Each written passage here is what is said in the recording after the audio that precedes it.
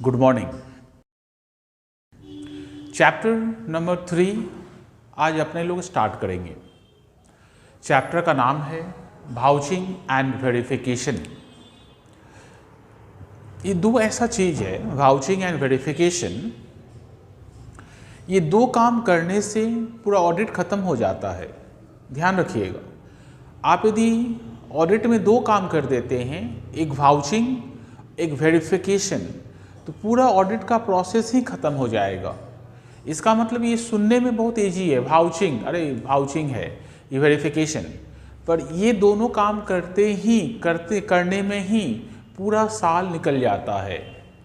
ठीक है, इसका मतलब वाउचिंग क्या होता है, तो जितना भी बिजनेस में एक्सपेंस एंड इनकम होता है, ठीक है, सभी का वाउचिंग करना पड़ता है।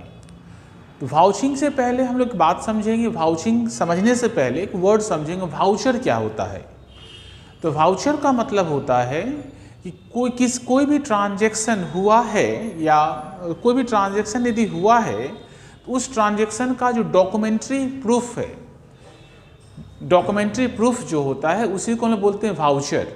जैसे सेल्स यदि आप करते हैं तो सेल्स का इनवॉइस होगा आपके पास, यदि आप परचेज करते हैं तो परचेज का भी इनवॉइस होगा। ठीक है, जैसे आप सैलरी पेमेंट करते हैं तो सैलरी स्लिप होगा सभी स्टाफ का, ठीक है, उसका रजिस्टर होगा। जैसे आप ना रेंट पे करते हैं तो रेंट का एग्रीमेंट होगा। ठीक है, इलेक्ट्रिसिटी बिल पेमेंट करते हैं तो इलेक्ट्रिक बिल होगा। इसका मतलब किसी भी ट्रांजैक्शन का जो सपोर्टिंग प्रूफ होता है, ये ट्रांजैक्शन जो हुआ है इसके बदले में एक सपोर्ट, एक प्रूफ है, क्या ये डॉक्यूमेंट दिखाने से पता चलेगा ये ट्रांजैक्शन ठीक है। ठीक है, उसी डॉक्यूमेंट को बोलते हैं वाउचर। एंड वाउचर को देखकर ट्रांजैक्शन को वेरीफाई कर देना, वाउचर को देखकर ट्रांजैक्शन को एग्जामिन कर देना, ये जो प्रोसेस है इसी को बोलते हैं वाउचिंग। इसका मतलब सारा इनकम एंड एक्सपेंस, यदि कभी आपको लगे वाउचिंग किसका होता है, तो जो आइटम्स ट्रेडिंग पीएल में जाता है उसका वाउचिंग होता है। वेरिफिकेशन किसका होता है, तो जो आइटम्स बैलेंस शीट में जाता है उसका वेरिफिकेशन होता है। ठीक है, दो ही चीज़ तो बिजनेस में बनाते हैं हम लोग, trading PL and balance sheet ना। इसका मतलब वाउचिंग को हम लोग बोलते हैं बैकबोन ऑफ ऑडिटिंग। इसका मतलब किसी भी ऑडिटिंग प्रोसेस में यदि वाउचिंग बढ़िया से हो गया है, इसका मतलब उसका financial statement true and fair है, उसका financial statement true and fair है। इसका मतलब वाउचिंग बैकबोन है, बैकबोन, आइए समझाते हैं हम आपको। ठीक है, वाउचिंग जो मीनिंग ऑफ वाउचर, ये बैकबोन है, बैकबोन ऑफ ऑडिटिंग या ऑडिट, ये ऑडिट का बैकबोन है। मतलब बिना वाउचिंग किए आप ऑडिट नहीं कर सकते हैं, बिना वाउचिंग किए हम लोग ऑडिट नहीं कर सकते हैं, और यदि करते हैं तो उसमें गंडगोल है। वाउचर क्या होता है, वाउचर डॉक्यूमेंट्री प्रूफ है, डॉक्यूमेंट्री प्रूफ है किसी भी ट्रांजैक्शन का होने का। कोई ट्रांजैक्शन हुआ है तो उसका जो प्रूफ है। ठीक है, जैसे आप कोई दुकान में जाते हैं, आप एक ना शर्ट खरीद लिए तो बिल मिला आपको ना, वही बिल उसका वाउचर है। ठीक है, उसी को बोलते हैं वाउचर। उसी को देखकर, ठीक है, उसी को देख के वाउचिंग होता है। वाउचिंग का मतलब एग्जामिनेशन ऑफ वाउचर, वाउचर को देखकर, ठीक है, उसी वाउचर को देखकर हम लोग यदि अपना बुक्स ऑफ अकाउंट्स को एग्जामिन करें, बुक्स ऑफ अकाउंट्स को क्या करें, एग्जामिनेशन करते हैं उसी वाउचर को देखकर। ठीक है, तो उसको क्या बोलेंगे हम लोग, उसको हम बोलेंगे वाउचिंग करना। It's a process of examination of books of accounts with the help of its documentary evidence. And vouching याद रखना, वाउचिंग किसका करते हैं, सारा एक्सपेंस का और सारा इनकम का। ठीक है, असेट्स लायबिलिटीज का वाउचिंग नहीं होता है। ठीक है, रिसीट एंड पेमेंट का वाउचिंग होता है, जो पैसा आया या जो पैसा गया उसका वाउचिंग होता है। ठीक है, असेट्स एंड लायबिलिटीज का वेरिफिकेशन होता है, इस बात का ध्यान रखना। इसका मतलब बैलेंस शीट आइटम का वेरिफिकेशन होता है और ट्रेडिंग पीएल वाले आइटम का हम लोग क्या करते हैं, उसका वाउचिंग करते हैं। वाउचर कैसा होता है, मतलब वाउचर यदि आपको भी देखना हो तो कैसा होता है, इसमें डेट होना चाहिए, वाउचर में डेट होगा, उसे ये पता चल जाएगा कि ये वाउचर इसी रेलिवेंट ईयर से के लिए है। ठीक है, उसमें वो क्लाइंट के नाम का होना चाहिए, बिल आपके नाम का होना चाहिए, ड्यूली ऑथराइज्ड, ठीक है, मतलब जो वाउचर के लिए ऑथराइज रहेगा, जिसके पास पावर है वाउचर बनाने का वही बनाया हो, ठीक है, डुप्लीकेट वाउचर नहीं चलेगा, वाउचर कंप्लीट हो, उसमें सारा कुछ जो लिखना था सब लिखा रहना चाहिए। एंड उसमें नेचर ऑफ मतलब या तो रिसिप्ट्स मतलब या तो इनकम होगा या पेमेंट या एक्सपेंस होगा, ठीक है, ये होना चाहिए। एंड एवरी वाउचर को जब एग्जामिनेशन हो जाएगा, जब ऑडिटर का जो स्टाफ है जिसको हम बोलते हैं आर्टिकल क्लर्क, वो जब एग्जामिनेशन खत्म कर लेगा, जब एग्जामिनेशन कर लेगा वाउचर को देखकर ट्रांजैक्शन को, ठीक है, तो उसके ऊपर क्या करेगा, वो साइन करके छोड़ देगा। इसका किसी वाउचर के ऊपर ऑडिटर का या फिर उसका स्टाफ का सिग्नेचर हो चुका है, इसका मतलब वाउचर चेक हो गया है, वाउचर क्या हो चुका है, चेक हो चुका है, ठीक है। इसका मतलब हम लोग को ऐसा लगता होगा कि सर ये वाउचिंग जो है, वाउचिंग ये तो रूटीन चेकिंग है। वाउचिंग क्या है, रूटीन चेकिंग है। रूटीन चेकिंग में तो सर हम लोग सेम चीज़ पढ़े थे, ठीक है, रूटीन चेकिंग में भी हम लोग सेम चीज़ पढ़े थे। तो क्या वाउचिंग और रूटीन चेकिंग सेम है, एक दूसरे के बदले किया जा सकता है? तो आंसर है कि नहीं। रूटीन चेकिंग में हम लोग पढ़े थे, उसमें हम लोग एडिशन, सब्सट्रैक्शन मतलब अरिथमेटिकल एक्यूरेसी चेक करते हैं। उसमें हम लोग ट्रांजैक्शन का प्रूफ के साथ ट्रांजैक्शन को चेक नहीं करते हैं।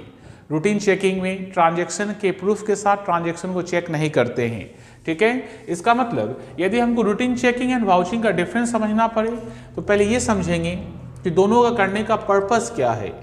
तो रूटीन चेकिंग ध्यान रखना, रूटीन चेकिंग हम लोग का अरिथमेटिकल एक्यूरेसी एग्जामिनेशन के लिए होता है।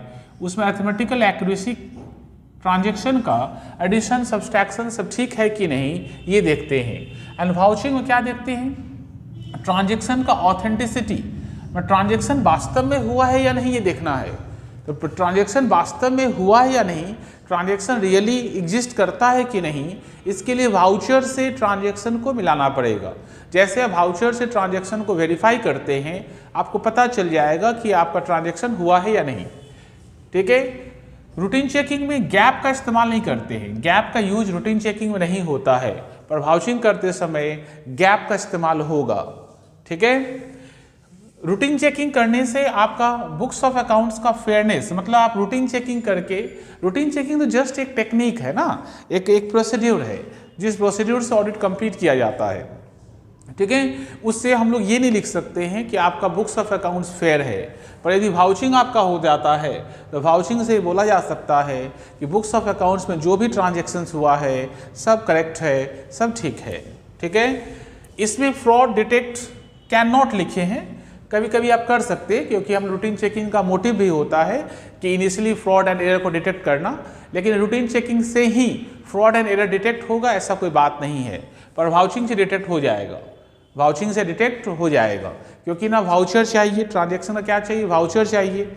यदि आपके पास वाउचर नहीं है पर ट्रांजैक्शन है, ठीक है, तो उस केस में वहाँ पर सस्पिशन अराइज होगा। सस्पिशन जैसे अराइज होगा तो ऑडिटर उसको फाइंड करने की कोशिश करेगा।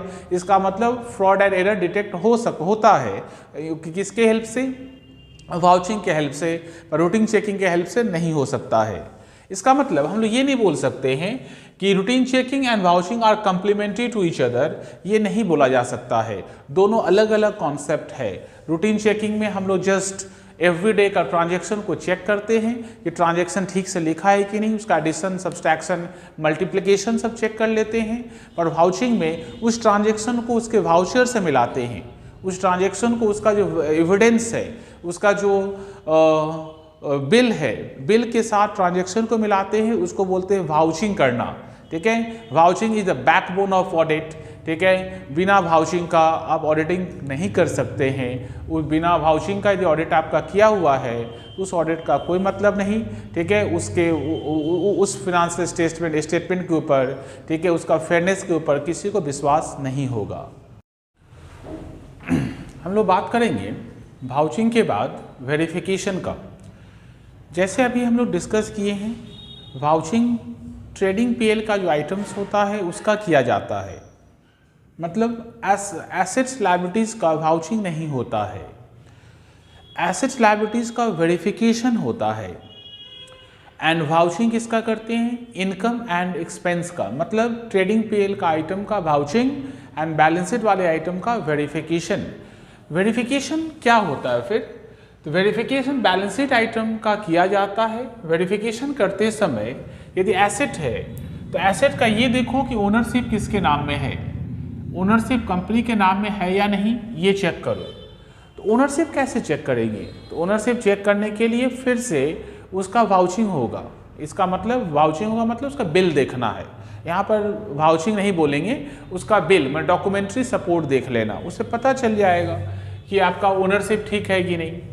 वैल्यू, उसका वैल्यू चेक कर लेना। एंड पोजीशन, कंपनी के पास में है या नहीं, कंपनी के पास में एसेट है या नहीं, ये देख लेना, इसको देखना। इसका किसी भी एसेट का वेरिफिकेशन करते समय 3 बात देखते हैं। सबसे पहले उसका ओनरशिप, ओनरशिप मतलब उस एसेट का बिल आपके पास है या नहीं, या फिर एसेट खरीदे हैं तो उसका एग्रीमेंट आपके पास है कि नहीं, आपके पास रजिस्टर्ड डीड है कि नहीं, ये देखना पड़ेगा। ठीक है। सेकेंड, वैल्यू, उसका जो वैल्यू है वो वैल्यू सही लिखा है कि नहीं बुक्स ऑफ अकाउंट्स में, और एसेट आप ही की पोजीशन में मतलब आपके कब्जे में है या नहीं, ये देखना पड़ेगा। ये 3 बात देखने से वेरिफिकेशन हो जाता है। यदि हम लोग लायबिलिटीज का वेरिफिकेशन करते हैं तो लायबिलिटीज में ये देखना पड़ेगा कि कोई भी लायबिलिटीज यदि आपके पास है तो फर्म के नाम का होना चाहिए। ठीक है, किसी पर्सन के नाम का होने से उस लायबिलिटीज को हम लोग बैलेंस शीट में शो नहीं कर सकते हैं, फर्म के नाम का लायबिलिटीज होना चाहिए सबसे पहला। दूसरा, लायबिलिटी एग्जिस्ट करना चाहिए। लायबिलिटीज क्या होना चाहिए, एग्जिस्ट करना चाहिए। जैसे फॉर एग्जांपल हम लोग गुड्स परचेज की क्रेडिट में, तो क्रेडिटर्स लायबिलिटी है, पर क्रेडिटर्स का पेमेंट हम कर देते हैं ड्यूरिंग द अकाउंटिंग ईयर, तो क्रेडिटर्स बचेगा नहीं, इसका तो क्रेडिटर्स बैलेंस शीट में नहीं जाएगा। ठीक है, क्रेडिटर्स बैलेंस शीट में जाने का मतलब होता है क्रेडिटर्स को एग्जिस्ट करना। क्रेडिटर्स एग्जिस्ट करने का मतलब बैलेंस शीट डेट में वो लायबिलिटीज आपके पास होना चाहिए, तो ही आप लायबिलिटीज को दिखा सकते हैं। ठीक है, इसका मतलब वाउचिंग में क्या बताएं, वाउचिंग में बताएं कि इनकम एंड एक्सपेंस का वाउचिंग करते हैं, और एसेट लायबिलिटीज का क्या करते हैं, वेरिफिकेशन। पर वेरिफिकेशन में जो डॉक्यूमेंट्री एविडेंस, ध्यान रखना एसेट का वेरिफिकेशन करते समय उसका डॉक्यूमेंट्री एविडेंस चेक करना जरूरी है। उससे ये पता चल जाता है कि एसेट किसके नाम में है, कंपनी के नाम में है या नहीं। ठीक है, हम लोग आगे बात करेंगे। फिर वाउचिंग एंड वेरिफिकेशन में क्या फर्क है, मतलब दोनों तो लग रहा है कि जैसा है। वाउचिंग में भी आपको डॉक्यूमेंट्री एविडेंस देखना है, वेरिफिकेशन ही बोल दिए डॉक्यूमेंट्री एविडेंस चाहिए, दोनों तो एक ही जैसा लग रहा, पर क्या डिफरेंस है क्या, आंसर है कि हाँ, वाउचिंग हम लोग एक्सपेंस और इनकम का करते हैं, एक्सपेंस एंड इनकम का वाउचिंग होता है। और एसेट लायबिलिटीज का क्या करते हैं हम लोग, एसेट लायबिलिटीज का हम लोग बैलेंस ये वेरिफिकेशन करते हैं। ये डॉक्यूमेंट्री एविडेंस से होता है, मतलब डॉक्यूमेंट्री एविडेंस से वाउचिंग होता है। वेरिफिकेशन करते समय डॉक्यूमेंट्री एविडेंस तो लगेगा ही, एंड साथ में ऑब्जर्वेशन भी लगेगा। ऑब्जर्वेशन का मतलब आंख से देख लेना पड़ेगा कि वो एसेट आपके पास प्रेजेंट है या नहीं, जिसको पोजीशन बोलते हैं। ठीक है, वाउचिंग हम ड्यूरिंग द ईयर पूरे साल भर वाउचिंग होता है, लेकिन ये सिर्फ ईयर के एंड में होता है। वेरिफिकेशन सिर्फ ईयर के एंड में होता है। वाउचिंग हम लोग को ये बताता है कि आपका जो ट्रांजैक्शन है वो वैलिड है, आपका ट्रांजैक्शन वैलिड है, ये बात हम लोग को वाउचिंग बताता है। वेरिफिकेशन क्या बताता है, ये हम लोग कंफर्म करके देता है कि आपका जो ओनरशिप है, आपका जो पोजीशन है और आपका जो वैल्यूएशन है, ठीक है, वो सही है। बैलेंस शीट आइटम का जो ओनरशिप, पोजीशन एंड जो एग्जिस्टेंस है वो है आपके पास, ये बात हम लोग का वेरिफिकेशन बताता है। वाउचिंग कोई भी कर सकता है, यदि कम पढ़ा लिखा स्टाफ है, जूनियर स्टाफ है तो भी कर पाएगा, पर वेरिफिकेशन के लिए आपको पढ़ा लिखा और सीनियर स्टाफ चाहिए होगा। वाउचिंग करते समय हम लोग वैल्यूएशन नहीं करते हैं, मतलब इसमें हम लोग वैल्यू कम है या ज़्यादा है इससे कोई मतलब नहीं है। ठीक है, वाउचिंग प्रोसेस में सिर्फ हम लोग ट्रांजैक्शन को उसके एविडेंस से मिलाते हैं, उसका वैल्यूएशन से कोई मतलब नहीं। लेकिन वेरिफिकेशन करते समय उसका वैल्यू से मतलब है, एसेट का वैल्यू जो है आपके पास वो करेक्ट वैल्यू है या नहीं, ये देखना जरूरी होता है। ठीक है, इसका मतलब वाउचिंग एंड वेरिफिकेशन। वाउचिंग फिर से बता दे रहे, वाउचिंग हम लोग किसका करते हैं, बैलेंस शीट आइटम का वेरिफिकेशन और ट्रेडिंग पीएल वाले आइटम का हम लोग वाउचिंग करते हैं। वाउचिंग साल भर होता है, वेरिफिकेशन सिर्फ ईयर के एंड में होता है।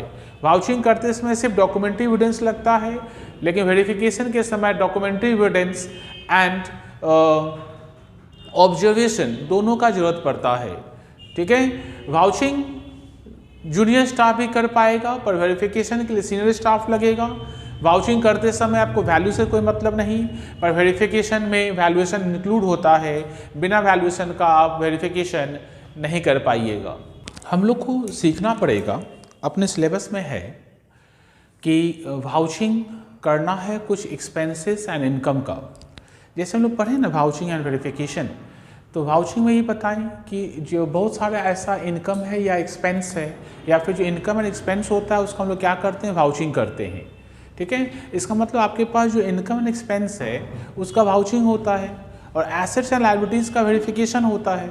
तो अपने सिलेबस में बहुत सारा ऐसा एक्सपेंस एंड इनकम का नाम लिखा हुआ है जिसके बारे में हम लोग वाउचिंग पढ़ेंगे, एंड बहुत सारा ऐसा असेट्स एंड लायबिलिटीज़ का नाम लिखा हुआ है जिसके बारे में हम लोग वेरिफिकेशन पढ़ेंगे।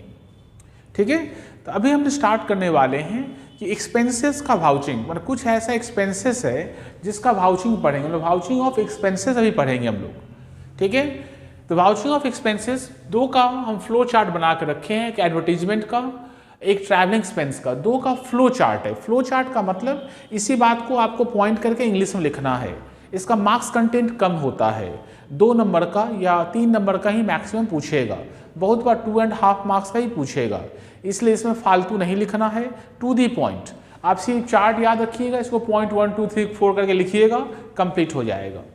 जैसे यदि हम लोग ये देखें कि एडवर्टीजमेंट का वाउचिंग कैसे करेंगे, मान लीजिए एडवर्टीजमेंट एक्सपेंस है, उसका वाउचिंग करना है, तो वाउचिंग कैसे करेंगे। ठीक है, तो सबसे पहले कॉन्ट्रैक्ट डिटेल्स हम लोग चेक करेंगे। कॉन्ट्रैक्ट डिटेल्स किसके साथ कॉन्ट्रैक्ट डिटेल्स होगा आपका, विथ एजेंसी के साथ, विथ एजेंसी के साथ। एजेंसी का मतलब एडवर्टाइजिंग एजेंसी जो होता है, एडवर्टाइजिंग एजेंसी, उनके साथ जो अपना कॉन्ट्रैक्ट डिटेल्स है उसको चेक करना। ठीक है, क्योंकि ऐसा नहीं है ना कि मेरा आज सोचे एडवर्टीजमेंट करवाना है, मेरा एडवर्टीजमेंट कोई करना चालू करेगा, नहीं, जो मेरा एडवर्टीजमेंट करेगा उनके साथ मेरा कॉन्ट्रैक्ट डिटेल्स होगा, उनका कॉन्ट्रैक्ट डिटेल्स को चेक कर लेना। Second, list of media of advertisement, आप कहाँ एडवर्टीजमेंट करवाना चाहते हैं। आप यदि टीवी में करवाना चाहते हैं टीवी देख लीजिए। ठीक है, आप यदि न्यूज़पेपर में कराना चाहते हैं न्यूज़पेपर देख लीजिए। आप यदि फेसबुक में कराना चाहते हैं तो फेसबुक देख लीजिए। आप यदि यूट्यूब में करवाना चाहते हैं तो यूट्यूब देख लीजिए। मतलब आपको नॉर्मल इलेक्ट्रॉनिक मीडिया, ठीक है, या फिर जो सोशल मीडिया, जिस जहाँ पर भी आपको एडवर्टीजमेंट करवाना है, एडवर्टीजमेंट का लिस्ट को चेक कर लीजिए। और जरूरत पड़े तो उसको देख भी लीजिए ना। आपको बोला गया कि टीवी में करवा रहे, तो किस चैनल में करवा रहे हैं, वो चैनल का नंबर पूछ लीजिए, नाम पूछ लीजिए, चैनल ऑन करके देख लीजिए कि ऐड आता है कि नहीं। ठीक है, एंड ये क्लाइंट का बिजनेस का ही होना चाहिए। ठीक है, एंड एडवर्टीजमेंट एक्सपेंस के लिए जो पेमेंट होगा, जो चेक काटेगा, जो चेक का जो पेमेंट होगा, जो चेक दीजिएगा आप, ये चेक वही दे सकता है जिसके पास चेक इशू करने का अथॉरिटी हो, जिसको ऑथराइजेशन मिला हो। ठीक है, चेक जिसको दीजिएगा उससे बिल मिलेगा आपको, bill, receipt of payment. Receipt of payment मतलब आप जो पेमेंट किए हैं उसका रसीद मिलेगा। रिसीट एंड पेमेंट नहीं, अकाउंट्स नहीं पढ़ रहे हैं, पेमेंट का रसीद मिलेगा, पेमेंट का बिल। पेमेंट का क्या मिलेगा आपको, पेमेंट का आपको बिल मिलेगा, वो बिल को रख लीजिए अपने पास। एंड कैशबुक, कैसीबी मतलब कैशबुक, पीबी मतलब पासबुक। कैशबुक एंड पासबुक में उसका एंट्री देख लीजिए। आप चेक से पेमेंट किए होंगे तो उसका एंट्री कैशबुक में भी होगा, उसका एंट्री पासबुक में भी होगा, एंट्री देख लीजिए। ठीक है, यदि छोटा अमाउंट है, सिर्फ कैश पेमेंट हुआ है, तो सिर्फ कैशबुक में देख लीजिए कि एंट्री रिकॉर्ड है या नहीं। यदि कोई आउटस्टैंडिंग होता है, यदि कोई आउटस्टैंडिंग एडवर्टीजमेंट होता है देख लीजिए, क्योंकि ये आपको लायबिलिटी साइड में लिखना पड़ेगा। और यदि कोई प्रीपेड होता है तो वो भी देख लीजिए, क्योंकि आपको कहाँ लिखना पड़ेगा, आपको एसेट साइड में लिखना पड़ेगा, आपको एसेट साइड में लिखना पड़ेगा। इसका मतलब ये 8 पॉइंट यदि हम लिखते हैं एडवर्टीजमेंट एक्सपेंस के लिए, ठीक है, तो वो भी छोटा छोटा लिखेंगे। इसी में इज वाज दिस दैट लगा के सेंटेंस फ्रेम कर लेना। ये 8 पॉइंट ही लिखना है। ठीक है, 3 नंबर ज़्यादा का पूछता नहीं है। ठीक है, ये मैक्सिमम 3 मार्क्स का पूछेगा। एडवर्टीजमेंट एक्सपेंस का वाउचिंग कैसे करेंगे, तो सबसे पहले क्या बताएं हम आपको, कॉन्टैक्ट, चेक कॉन्टैक्ट, ऐसे लिखना, चेक कॉन्टैक्ट डिटेल्स। ठीक है, दूसरा क्या, check list of media of advertisement. List of media मतलब कहाँ पर एडवर्टीजमेंट करवा रहे हैं, ये कॉन्टैक्ट डिटेल्स किसके साथ चेक करना है? एजेंसी के साथ। ये एडवर्टीजमेंट उसी बिजनेस का होना चाहिए जो क्लाइंट जिससे रिलेटेड है, ठीक है। और इसका पेमेंट वही कर सकता है जो ऑथराइज्ड है। पेमेंट का बिल होना चाहिए आपके पास, और इस पेमेंट का entry cash book and passbook में होना चाहिए। इस पेमेंट का एंट्री कहाँ होना चाहिए? कैश बुक एंड पासबुक में होना चाहिए। एंड आउटस्टैंडिंग है तो उसका अमाउंट देख लो, लायबिलिटी साइड में चेक कर लो। एंड यदि कोई प्रीपेड है तो उसका अमाउंट देख लो, उसको एसेट साइड में चेक कर लो। ये कुछ काम करने से आपका एडवर्टीजमेंट का वाउचिंग खत्म हो जाएगा, ठीक है। दूसरा वाउचिंग पढ़ेंगे हम लोग ट्रैवलिंग एक्सपेंस का। ट्रैवलिंग एक्सपेंस का मतलब जैसे कंपनी कोई है तो अपने स्टाफ को एक जगह से दूसरी जगह ट्रैवल के लिए भेजता है, घूमने के लिए नहीं, सेल्स प्रमोशन के लिए, ठीक है। मतलब आपका यदि सेल्समैन है, आपके पास यदि सेल्समैन का टीम है तो वो तो ऑफिस में नहीं बैठा रहेगा ना, उसको आपको एक स्टेट से दूसरे स्टेट या फिर एक सेम स्टेट में एक शहर से दूसरे शहर, एक जगह से दूसरे जगह उसको भेजना पड़ेगा। और भेजिएगा तो उसको आने जाने का जो खर्च है वो कंपनी बियर करता है। कंपनी उसको बोलता है ट्रैवलिंग एक्सपेंस। कंपनी उसको क्या बोलता है? Travelling expense. ट्रैवलिंग एक्सपेंस में ये देखना है सबसे पहले कि उसका जो पेमेंट, इसका पेमेंट पहले होता है, ध्यान रखना। ट्रैवलिंग एक्सपेंस में ऐसा नहीं है कि स्टाफ अपने पॉकेट से खर्च करेगा, ठीक है, और बाद में कंपनी से लेगा, ऐसा नहीं होता है। ट्रैवलिंग एक्सपेंस में पहले कंपनी से पैसा ले लो, ठीक है, उस पैसा से खर्च करो, फिर कंपनी को उसका बिल दे दो। इसका मतलब सबसे पहले पेमेंट जो किया उसका ऑथराइजेशन देखना, पेमेंट का रीजनेबलनेस चेक कर लेना। पेमेंट का रीजनेबलनेस का मतलब जैसे कलकत्ता से दिल्ली किसी को टूर में भेज रहे हैं तो उसका आने जाने का, रहने का खर्च क्या होना चाहिए पर डे के हिसाब से, उसी हिसाब से अमाउंट को पेमेंट करना। वो यदि जैसे भी जाए, यदि रेलगाड़ी से जाता है तो उसका टिकट का कॉपी चाहिए, एयरवे से जाता है तो उसका टिकट का कॉपी चाहिए, ठीक है, टिकट का कॉपी चाहिए, चेक कर लेना। ये टिकट का कॉपी से पता चल जाएगा कि वास्तव में गया था या नहीं, ठीक है। होटल का बिल, कहीं पर ठहरा होगा होटल का बिल, तो होटल का बिल चेक कर लेना। And daily expenses, daily expenses का मतलब वो यहाँ से दिल्ली जब जाएगा तो जाने आने का रेलवे यूज हुआ, ठहरने के लिए, रात में सोने के लिए होटल यूज हुआ, चाय कॉफ़ी खाना पीना दिन भर होगा ना, आना जाना वहाँ पर फिर खर्च होगा, तो उसका पर डे के हिसाब से उसका अमाउंट चेक कर लेना। उसका रीजनेबलनेस मतलब अमाउंट ठीक है कि नहीं, पर डे के बेसिस में वो देख लेना। यदि इंडिया के बाहर किसी को भेजना हो ट्रैवलिंग एक्सपेंस के ट्रैवल करने के लिए, किसी को फॉरेन टूर में भेजना है, किसी को फॉरेन टूर में भेजना है, ऐसे केस में आरबीआई का परमिशन चाहिए फॉर एक्सपेंडिचर के लिए। आरबीआई बताएगा कि एक दिन के लिए इस कंट्री का टूर, ठीक है, का खर्च क्या होना चाहिए, आरबीआई बताएगा। आरबीआई आपको अमाउंट बता देगा, उससे ज़्यादा खर्च आपका नहीं होना चाहिए, ठीक है। यदि ट्रैवलिंग एक्सपेंस का बिल डायरेक्टर देता है, डायरेक्टर, तो देखना बिजनेस इंटरेस्ट का था कि नहीं। ऐसा तो नहीं कि डायरेक्टर कहीं घूमने गया, ठीक है, फैमिली को लेके चला गया घूमने 31st मनाने के लिए, घूम फिर कर आया और बिल किसको पकड़ा दिया? कंपनी को। ऐसा नहीं होना चाहिए। इसका ना डायरेक्टर्स का पर्सनल ट्रैवलिंग एक्सपेंस बिजनेस के ट्रैवलिंग एक्सपेंस से हमेशा अलग होगा। डायरेक्टर से यदि कभी ट्रैवलिंग एक्सपेंस का बिल कंपनी को देता है तो कंपनी को ये चेक करना पड़ेगा कि ये बिल बिजनेस इंटरेस्ट के लिए हुआ था कि नहीं, ये खर्चा बिजनेस इंटरेस्ट के लिए हुआ था कि नहीं। ये क्यों चेक करना पड़ेगा? क्योंकि बाकी लोगों को तो डायरेक्टर भेज रहा है, बाकी लोगों को टूर एंड ट्रैवल में डायरेक्टर भेज रहा है। डायरेक्टर कौन भेजेगा? डायरेक्टर तो बॉस है, ठीक है, उसको कौन भेजेगा? इसका मतलब मनमानी कर सकता है, तो उसी को देखने के लिए ऑडिटर बैठा हुआ है। यदि डायरेक्टर का पर्सनल एक्सपेंस होता है तो ऑडिटर उसको अलाउ नहीं करेगा। डायरेक्टर यदि बिजनेस का होता है, बिजनेस से जुड़ा हुआ है, तो अलाउ करेगा। पेमेंट का entry cash book and passbook में चेक कर लेना। एंड ARP बहुत इंपॉर्टेंट, ARP लास्ट में चेक करना। ARP मतलब एनालिटिकल रिव्यू, हम लोग पढ़े थे, स्टार्टिंग में कहीं बोले होंगे कि ऑडिट करने का 2 ही चीज लगता है, एक को बोलते हैं सब्सटैंटिव, एक को बोलते हैं एनालिटिकल। सब्सटैंटिव मतलब वाउचिंग वेरिफिकेशन, एनालिटिकल का मतलब लास्ट ईयर के फिगर के साथ कंपेयर करना, ठीक है, रेशियो निकालना, डिफरेंट बुद्धि लगा के चेक करना कि अमाउंट ठीक है कि नहीं। इसका मतलब ARP टेक्निक से ऑडिटर ये देखेगा कि लास्ट ईयर का जो टूर एंड ट्रैवल का जो खर्च था और इस ईयर का टूर एंड ट्रैवल का जो खर्च है दोनों सेम है कि नहीं, या डिफरेंस है तो कितने का डिफरेंस है। यदि बहुत ज़्यादा डिफरेंस होता है तो इस बात को अपने ऑडिट रिपोर्ट में जरूर लिखेगा वो, ठीक है, ताकि इस बात को शेयर होल्डर के दिमाग में डाला जा सके, ठीक है। आइए पॉइंट नंबर C पढ़ेंगे। यदि हम लोग को कैश परचेज का वाउचिंग करना हो गुड्स आप कैश में खरीद के लाए हैं, उसका यदि आपको वाउचिंग करना हो तो हम लोग कैसे करेंगे? तो सबसे पहले कैश परचेज है ना, तो सप्लायर का कैश मेमो देख लेना। क्या देख लेना? Cash memo. इनवॉइस नहीं, इनवॉइस क्रेडिट परचेज में देखते हैं, ये कैश परचेज है। बिल देखना, आप जो पेमेंट करिएगा तो उसका रसीद देख लेना, रसीद। ठीक है, जो गुड्स आया है, गुड्स का एंट्री किस में होना चाहिए? गुड्स इनवर्ड बुक में। मैंने आपके पास जो स्टोर्स में रजिस्टर लिखा रहेगा, जो आपके पास रजिस्टर रहेगा, ठीक है, उस रजिस्टर में उसका एंट्री होना चाहिए गुड्स इनवर्ड बुक में। आप जो पेमेंट किए हैं, इस पेमेंट का एंट्री आपका कैश बुक एंड पासबुक में होना चाहिए।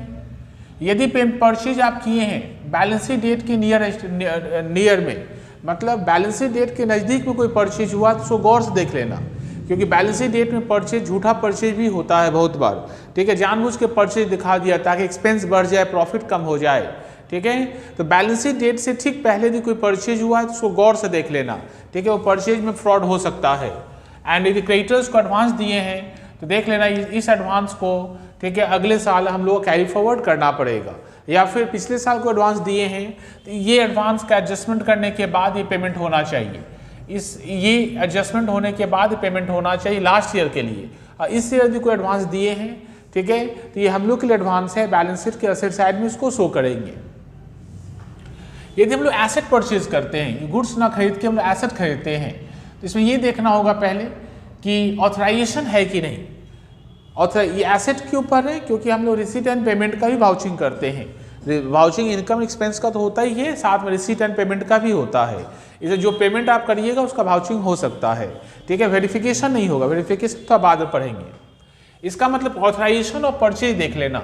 ये देख लेना जो परचेज जो हुआ है उसका पावर आपके पास है या नहीं, परचेज करने का पावर, परचेज करने का पावर या लेटर आपके पास है कि नहीं। सेकेंड, जो एसेट है उसका बिल देख लेना, उसका बिल देख लेना, या यदि कोई इमोबल एसेट्स है तो डीड देख लेना। इंस्टॉलेशन चार्ज लगा है तो इंस्टॉलेशन चार्ज का सेपरेट कैलकुलेशन होना चाहिए। ठीक है, और ये कैपिटलाइज होना चाहिए। ये एसेट की वैल्यू में क्या करना पड़ेगा? ऐड करना पड़ेगा। और यदि आप पेमेंट किए हैं तो payment cash book and passbook दोनों में पेमेंट हम लोग चेक करेंगे, पेमेंट हम लोग चेक करेंगे। ठीक है, ये सी एंड डी उतना इंपॉर्टेंट नहीं है, को पढ़ लीजिएगा। ये ई बहुत इंपॉर्टेंट है, वेज पेमेंट का वाउचिंग कैसे करेंगे। आप यदि अपने स्टाफ का वेज पेमेंट किए हैं, उसका वाउचिंग करना है तो वाउचिंग कैसे करेंगे? तो सबसे पहले उसका इंटरनल कंट्रोल सिस्टम चेक कर लेना, वेज पेमेंट का इंटरनल कंट्रोल सिस्टम चेक कर लेना।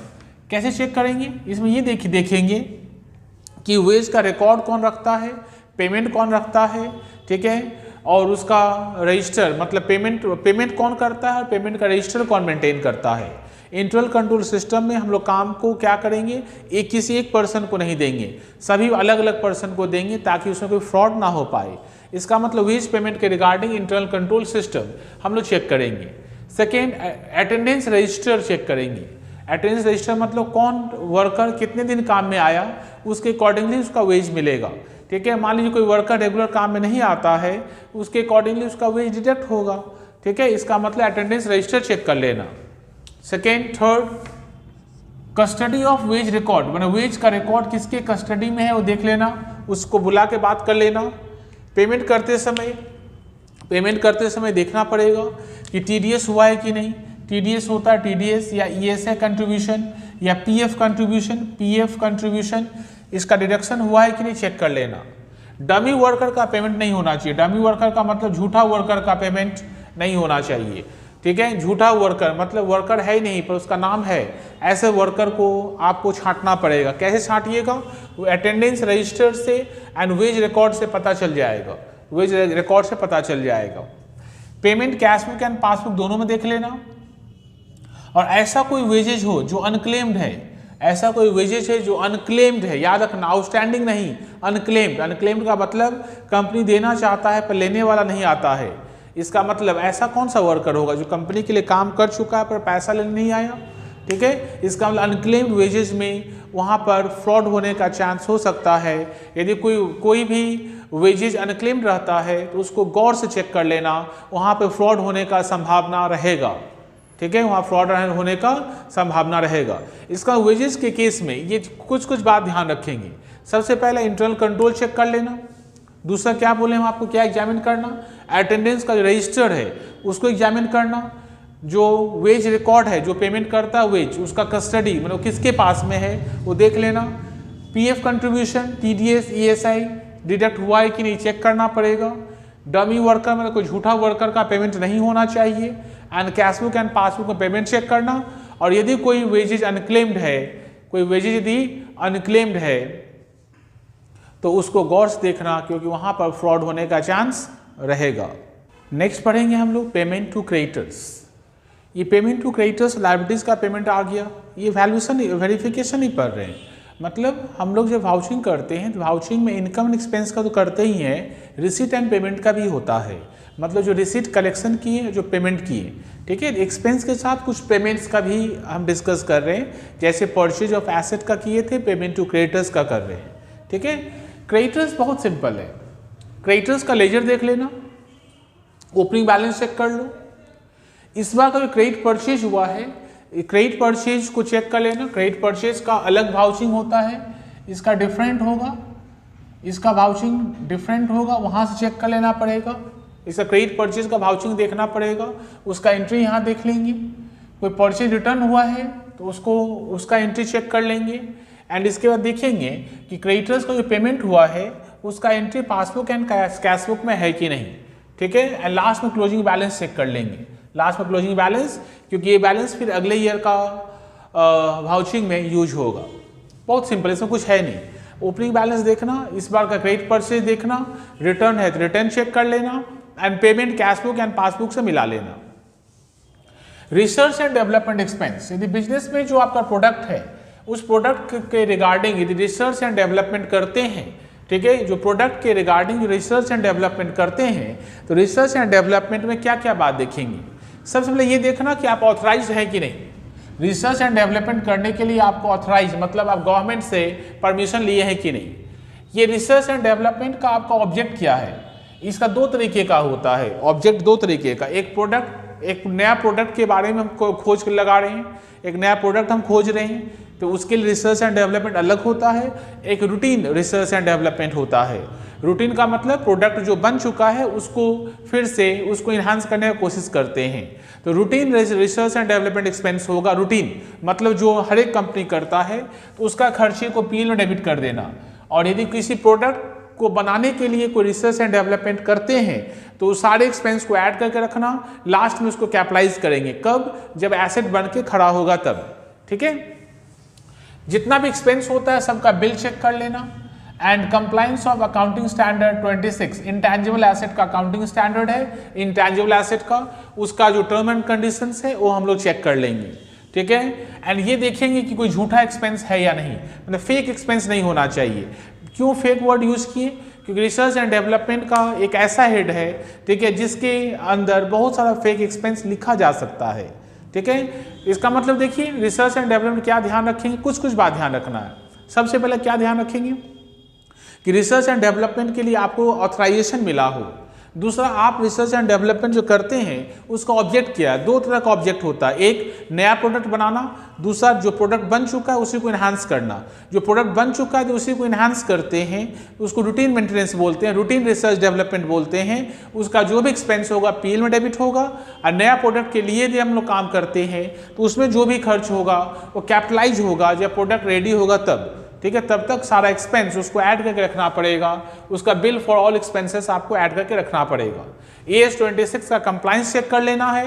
एंड लास्ट में ये देखना है कि कोई फेक एक्सपेंस, कोई झूठा एक्सपेंस रिकॉर्ड ना हुआ हो, ठीक है। Okay, thank you.